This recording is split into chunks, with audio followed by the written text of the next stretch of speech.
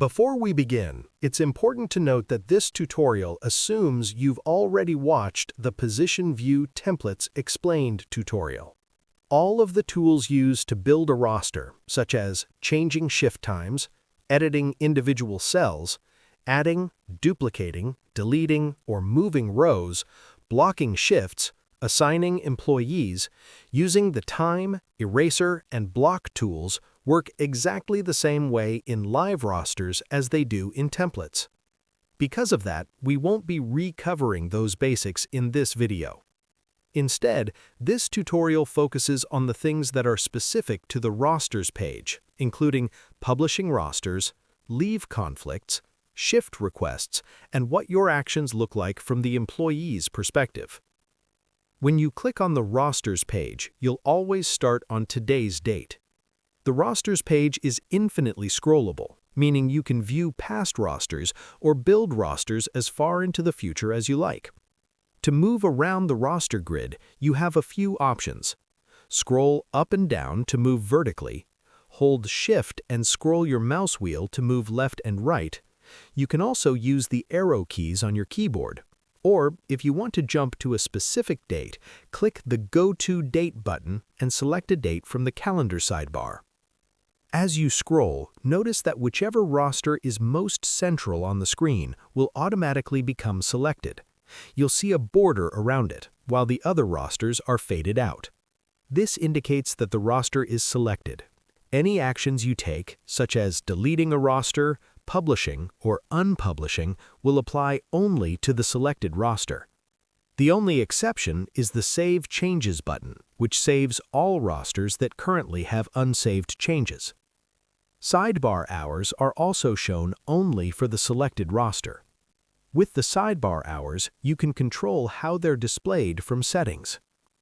In the General tab, you'll find a toggle called Separate Hours by Position.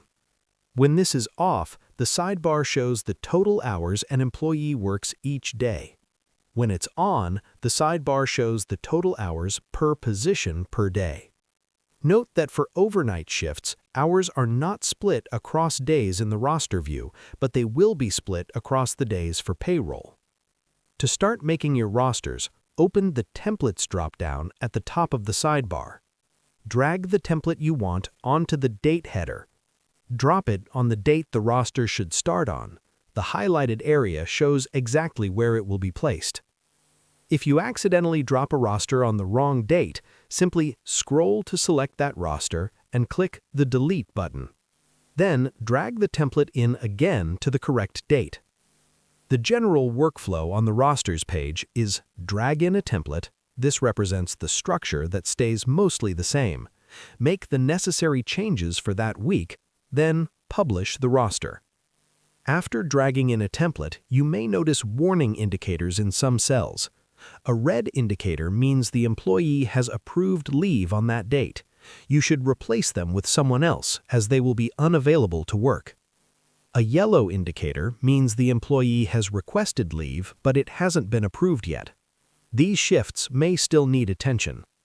You'll also notice that when you click on an employee, entire days may highlight in red or yellow. This is another visual cue that the employee is on leave for those days, so avoid scheduling them there. In this example, I'm going to replace the leave conflicts with shift requests so that any qualified employee can pick up the shift once the roster is published. When you're ready to put the roster live, decide whether you also want to email the roster to your staff. Using the Email Roster on Publish option is especially useful if you have staff who haven't yet signed up to the app, which you can check from the Manage page. To publish the roster, simply click the Save and Publish button for each roster you wish to publish. Once published, live rosters are indicated by highlighted header dates. You'll also see the option to unpublish. Importantly, once a roster is live, any changes you make are reflected instantly in the employee app and in emailed rosters after those changes have been saved. You do not need to unpublish and republish for updates to apply. Now, let's look at the roster from the employee's perspective. If you used the Email Roster Unpublish option, employees will receive an email like this. When they click the link, they'll be taken to a page where they can view their current and future rosters. If the employee uses the RosterMate app, they'll receive a notification letting them know a new roster has been published. From the app, the home page shows their next 7 days of shifts. The Rosters page shows their full roster. Depending on their permissions, employees may also be able to see other employees' shifts, see when others are on leave, or even approve leave requests. You can control all of this and much more in the Roles and Permissions video.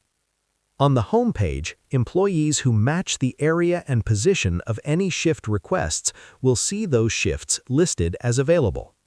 When an employee accepts a shift request, they are instantly added to the roster for that shift.